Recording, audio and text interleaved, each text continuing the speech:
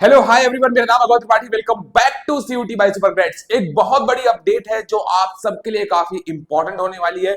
उन सभी बच्चों के लिए जो कि अभी क्लास 12th में पढ़ाई कर रहे हैं और ड्रीम देख रहे हैं किसी टॉप इंस्टीट्यूट या किसी टॉप कॉलेज से अपनी ग्रेजुएशन परस्यू करने का। तो आपके लिए एक बहुत बढ़िया न्यूज आई है भाई साहब। वो ये है कि आईआईटी मद्रास एक ऐसा कॉलेज, एक ऐसा इंस्टीट्यूट जिसमें सपना होता है बच्चों का पढ़ाई करने का। ठीक है, यहां से आप लोग आईआईटी जे के थ्रू आप लोग यहां एडमिशन ले सकते हैं for the different different courses, जहां पे आप बीटेक कर सकते हैं in CS, IT, EC, mechanical engineering, different different branches में। लेकिन आपको जैसे पता है कि लगातार यूजी मैनेजमेंट अपना जो है काफी ज्यादा बूम पे आता जा रहा है। पहले तो केवल कुछ आईपी मेट के थ्रू ही कुछ ऐसे इंस्टीट्यूट थे जैसे कि आईपी मेट इंदौर, रोहतक, जम्मू जो एडमिशन लेते थे। आज की डेट पे आईएम कोझिकोड से लेकर, आईएम मुंबई से लेकर, आईएम लखनऊ से लेकर, आईएम बैंगलोर से लेकर बहुत सारे ऐसे कॉलेजेस हैं जो लगातार यूजी मैनेजमेंट का आपको ऑप्शन प्रोवाइड कर रहे हैं। बट यहां पे एक बहुत इंपॉर्टेंट चीज है जो कि ये है कि इसी चीज को ध्यान रखते हुए आईआईटी मद्रास ने अपना न्यू यूजी मैनेजमेंट कोर्स जो है लॉन्च कर दिया है। इस वीडियो में कंप्लीट बात करने वाले इस कोर्स के बारे में। इस वीडियो को लास्ट देखना, आपके सारे डाउट क्लियर हो जाएंगे। चलिए इस वीडियो को स्टार्ट करते हैं। तो सबसे पहले ये देखिए, IIT Madras launches a new program bachelor of science यानी BS in management and data science. Data science लगातार बहुत ज्यादा जो है बूमिंग फील्ड हो रही है। अगर आप देखेंगे तो data analytics, data science, machine learning, artificial intelligence, लगातार इनका जो है बोलबाला बढ़ता जा रहा है। Data science one of the best career आपके लिए होने वाला है।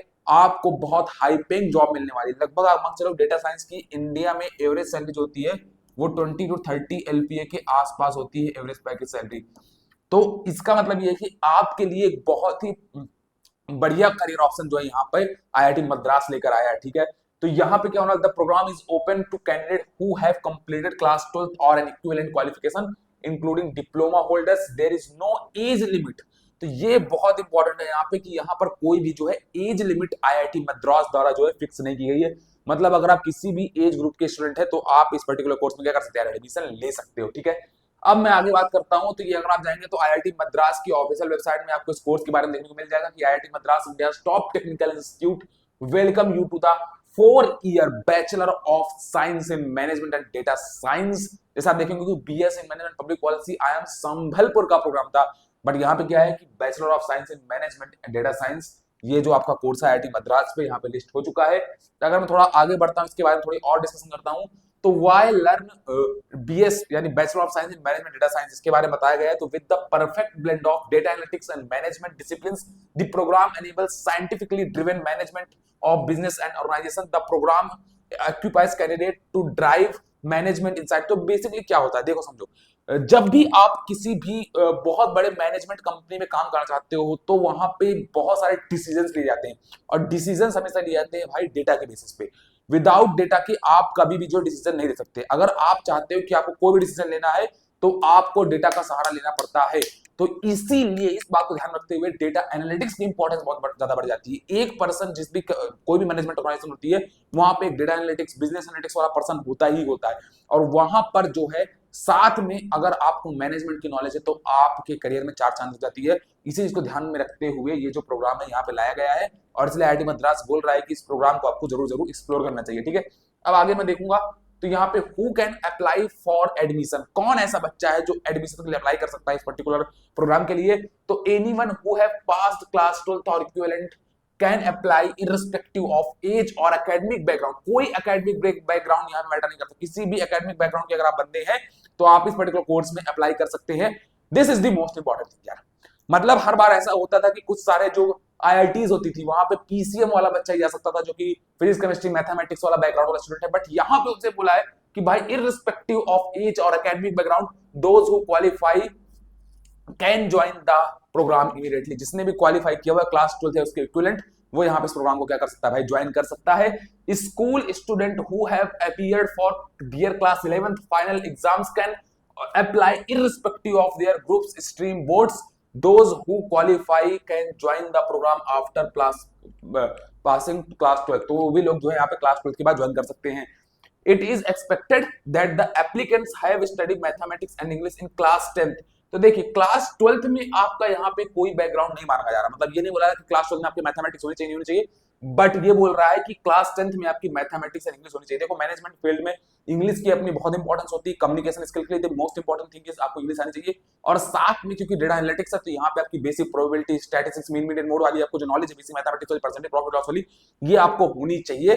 तो for that reason they ask कि आप लोगों के पास जो है mathematics and English class 10th में होनी चाहिए थी, तभी आप जो है इसमें अप्लाई कर सकते हैं। नो एडिशनल एलिजिबिलिटी, इसके अलावा कोई भी एलिजिबिलिटी नहीं है other than the one mentioned above is required to apply the qualified exam process. ठीक है, तो आप ऐसा जो है इसमें अप्लाई कर सकते हैं फाउंडेशन और join the foundation level courses after clearing the qualified exam. तो यहाँ पे आप लोग फाउंडेशन लेवल के कोर्सेज में ज्वाइन कर सकते हैं क्वालिफाई करने के बाद इस एग्जाम को। ठीक है, थोड़ा और आगे बढ़ते समझते हैं एप्लीकेशंस का प्रोसेस क्या रहने वाला है। This is the most important thing, बहुत सारे बच्चे पूछेंगे, मुझे पता है, एप्लीकेशन प्रोसेस भी जान लीजिए। Application for the batch starting May 2026, तो अभी जो मई 2026 में जो बैच स्टार्ट होने वाला है उसके लिए क्या रहने वाला है, विल ओपन ऑन 21 फेब। तो 21 फेब को जो है ऑलरेडी ये ओपन हो चुका है। ठीक है, interested in applying, click on the apply link. तो जब आप ऑफिशियल वेबसाइट जाएंगे तो आपको अप्लाई करने का ऑप्शन मिल जाएगा, वहां से जो है आप अप्लाई कर सकते हैं, इसके लिए रजिस्ट्रेशन कर सकते हैं। Anyone who is eligible may start applying by filling a simple application form and paying the application fees. तो application fees, this is the most important thing, आप लोग काफी सारे वेट कर रहे होंगे। तो जनरल कैटेगरी और ओबीसी एप्लीकेंट के लिए यहाँ पे 4000 रुपए जो एप्लीकेशन फीस होने वाली है।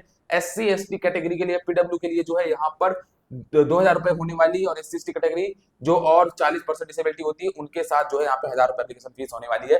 तो ये यहाँ पर जो है आपके लिए एक तरीके की एप्लीकेशन फीस होने वाली है। थोड़ी एप्लीकेशन फीस किसी बच्चे ज्यादा भी ले सकती है, बट हाँ स्टिल अगर इतना अच्छा इंस्टीट्यूट मिल रहा है तो 4000 रुपए की आप लोग यहाँ पे जो है लगा सकते हैं। ठीक है, और काफी इंपॉर्टेंट होने वाला रिक्वायर्ड डॉक्यूमेंट्स, अगर आप जाएंगे तो यहाँ पे आपको आईटी की जो वेबसाइट है वहां पे आपको रिक्वायर्ड डॉक्यूमेंट्स के ऑप्शन में सारे रिक्वायर्ड डॉक्यूमेंट्स भी देखने को मिल जाएंगे। ठीक है, अब मैं देखता हूँ admission to the foundation level, कि अगर आपको फाउंडेशन लेवल में आपको एडमिशन लेना है तो आपको यहाँ पे क्या क्या स्टेप्स उठाने पड़ेंगे। तो यहाँ पे रेगुलर एंट्री है और एक जेई बेस्ड एंट्री है। ठीक है, तो रेगुलर एंट्री में क्या है कि all candidate irrespective of their background can earn admission to the foundation level by successfully completing the qualifying process. तो यहाँ पे रेगुलर एंट्री के लिए क्या है कि क्वालिफाइंग प्रोसेस है जिसको भी बताने वाला हूँ, उसको अगर आप क्लियर कर लेते हैं तो आप इस पर्टिकुलर में क्या ले सकते हैं, एडमिशन ले सकते हैं। The second thing, you can also take admission by giving the JEE exam. तो अगर आप जेई एग्जाम देते हैं तो उसके बेसिस पे आप ले सकते हैं। तो candidate eligible to apply for the most recent JEE advance or directly immediate admitted to the foundation level. तो जिसने भी जेई एडवांस अभी दिया होगा आने वाले मई एग्जाम में जो आपका होगा, उसके बाद क्वालिफाई करने के बाद you can directly take admission. ठीक है, अब हम बात करते हैं यहाँ पे रेगुलर के बारे में कि रेगुलर एंट्री कैसे होने वाली है। तो qualifier exam and passing criteria, इसको थोड़ा सा दिमाग लगा के समझना। ठीक है, बहुत इंपॉर्टेंट यहाँ पे चीज होने वाली है।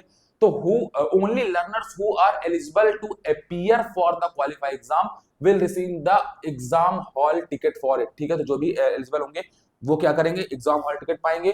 इन the person qualified exam at the end of the 4 week of the course work is, ठीक है, तो इसके पहले कुछ यहाँ पे रहेगा क्या, नहीं नहीं ठीक है, ओके। तो 4 वीक ऑफ कोर्स वर्क, तो देखिए यहाँ पे क्या होगा कि आपको इसके लिए क्या होने वाला प्रोसेस, बेसिकली एक 4 वीक का आपका कोर्स होने वाला है। ठीक है, जिसको आपको पढ़ना होगा। ठीक है, उसके बाद क्या होगा 4 आवर ड्यूरेशन, तो 4 आवर ड्यूरेशन का रहेगा, कवर 4 ऑल कोर्सेज। ठीक है, टू पास द, और उसके बाद क्या होगा आपका एग्जाम होगा इस कोर्स कंप्लीट करने के बाद। To pass the qualifier exam the learner has to get a minimum average qualifier score and a minimum qualifier exam score in each courses individually. तो ये देखिए यहाँ पे जनरल लर्नर्स के लिए बोला गया है कि minimum required qualifier exam score in each course और minimum required average qualifier score. तो आपको दोनों क्राइटेरिया को यहाँ पे पार करना पड़ेगा। 40% है, ये 50% है। इसके ऊपर अभी मैं एक डिटेल वीडियो और बताऊंगा कि इसका मतलब क्या है, अभी आप समझ लीजिए। इसको मैं एकदम ब्लू डिटेल में समझा दूंगा आपको, एकदम बाइफरकेट करके। अगर आपको इसके ऊपर वीडियो चाहिए तो कमेंट कर देना, अगर 50 सुपर कमेंट आएंगे तो बता दूंगा एकदम बिल्कुल बाइफरकेट करके इसका मतलब क्या है, एवरेज और यहाँ पर इसका डिफरेंस क्या रखा गया है। बट ये यहाँ पे होने वाला है, only those who pass the qualifier exam will be eligible to register for the foundation level course. तो इसके बाद आपका एग्जाम वगैरह होगा जिसमें अगर आप कितने स्कोर आते हैं तो आप क्वालिफाई कर जाओगे। ठीक है, इसके बाद यहाँ पर आप देखोगे तो रेगुलर एंट्री के बारे में ये थोड़ी और चीज आएगा कि all regular entry applicants must go through the qualifier process to earn admission the foundation level. Qualifier preparation क्या करनी है, qualifier process includes 4 week of course work based on the lectures. जैसे आपको मैंने एक्सप्लेन किया था, मैं यहाँ पर एक्सप्लेन कर देता हूँ। Based on the lecture, videos, assignments and live session for the 4 foundation level courses.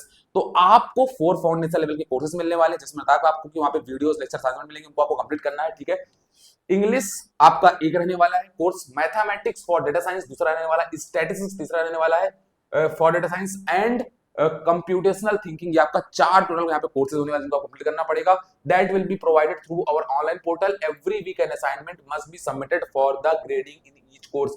तो ये आपको यहाँ पे जो असाइनमेंट के बेस पे आपको ग्रेड वगैरह मिलने वाली। Qualifier exam at the end of the 4 week a qualifier exam will be conducted for eligible candidate based on the content cover in the 4 week. तो जो आपको कंटेंट पढ़ाया जाएगा उसके ऊपर यहाँ से कुछ भी नहीं पूछा जाएगा, इसके बेसिस पे ही आपका पूरा एग्जाम जो है यहाँ पे होने वाला है।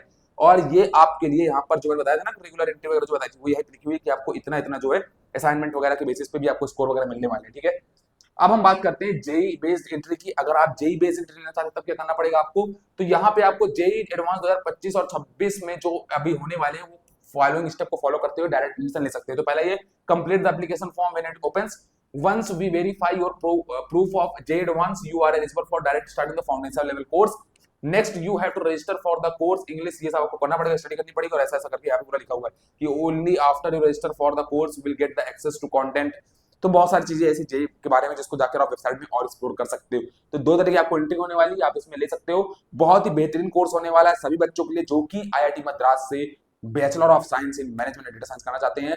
बाकी इसके ऊपर एक अभी कंप्लीट वीडियो और लेके आएंगे जहां पे और कंप्लीट डिस्कशन करने वाले हैं। तब तक के लिए क्या करना है, चैनल को सब्सक्राइब कर लेना है, कमेंट कर देना है कि मुझे भैया एक डिटेल वीडियो चाहिए, तभी वीडियो बना देंगे। मिलते हैं नेक्स्ट वीडियो में, थैंक यू सो मच। तब तक क्या इस चैनल को सब्सक्राइब करना मत भूलना।